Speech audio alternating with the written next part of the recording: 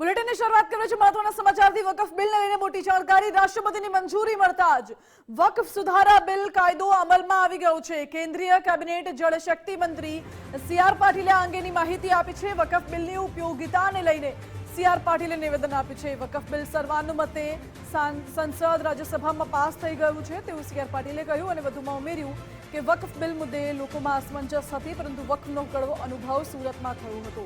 મનપા કચેરીની જગ્યા વકફની હોવાનો દાવો કરવામાં આવ્યો હતો। કોર્ટમાં પાલિકાની જીત થઈ હતી અને લોકસભામાં પણ સંયુક્ત જેસીપીને બિલ સુપરત કરાયું છે।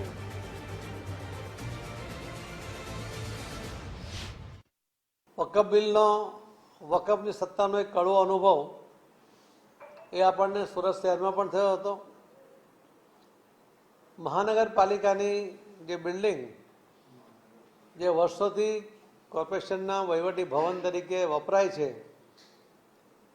તેની માલિકી પણ વકફ બોર્ડે પોતાની જાહેર કરી લીધી હતી।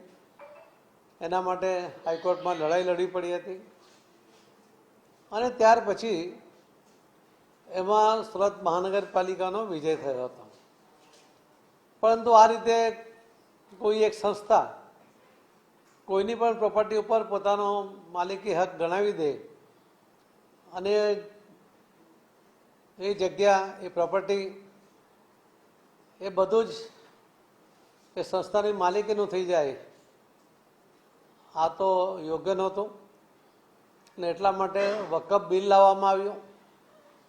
એને ઇન્ટ્રોડ્યુસ કર્યા પછી લોકસભામાં એને જે સંયુક્ત જોઈન્ટ પાર્લામેન્ટરી કમિટી હોય છે જેપીસી એને સુપ્રત કરવામાં આવ્યું।